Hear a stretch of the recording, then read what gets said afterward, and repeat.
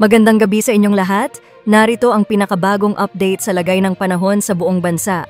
Bago tayo magsimula, huwag kalimutang i-like ang video na ito, i-share sa inyong mga kaibigan, mag-subscribe sa aming channel, at pindutin ang notification bell para lagi kayong updated sa ating mga ulat panahon.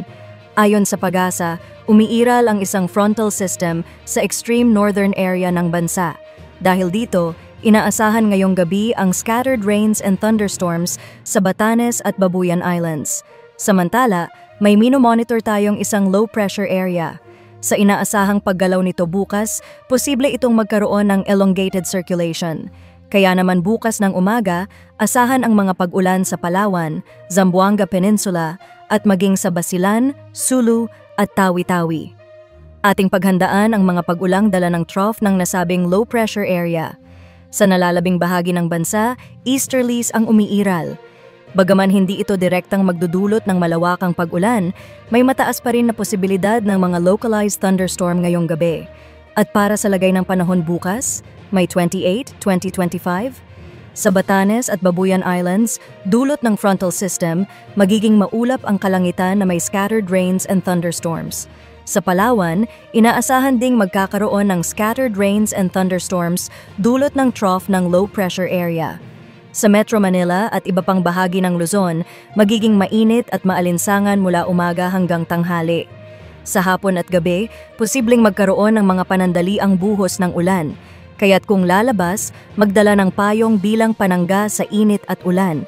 Ang temperatura sa Metro Manila, inaasahan ang bahagyang mainit na panahon na may temperaturang mula 26 hanggang 34 degrees Celsius. Sa Tagaytay ay posibleng umabot mula 23 hanggang 32 degrees Celsius, habang sa Baguio City ay mas malamig na nasa pagitan ng 17 hanggang 26 degrees Celsius.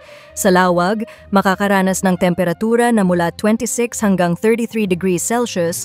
Sa Tuguegarao ay inaasahan ang pinakamainit na temperatura na maaaring umabot mula 25 hanggang 37 degrees Celsius.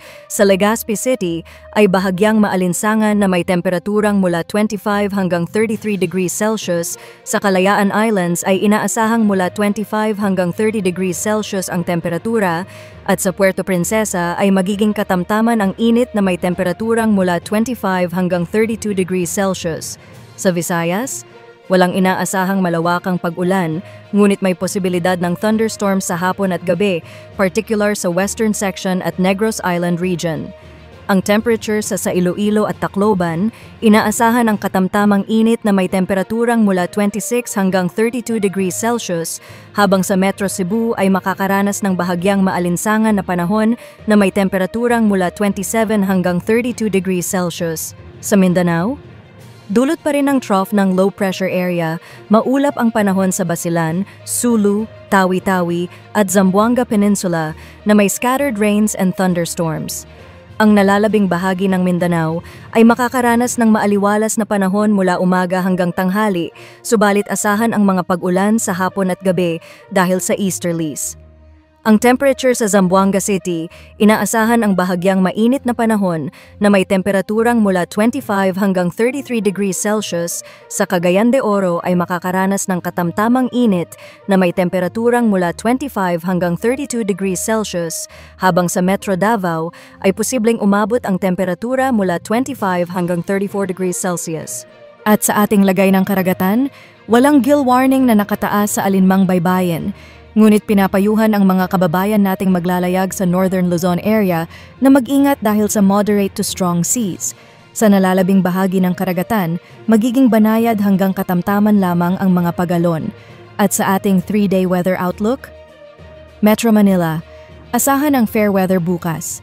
Sa Friday hanggang Saturday, magiging maulap na ang kalangitan na may scattered rains and thunderstorms dulot ng southwesterly wind flow.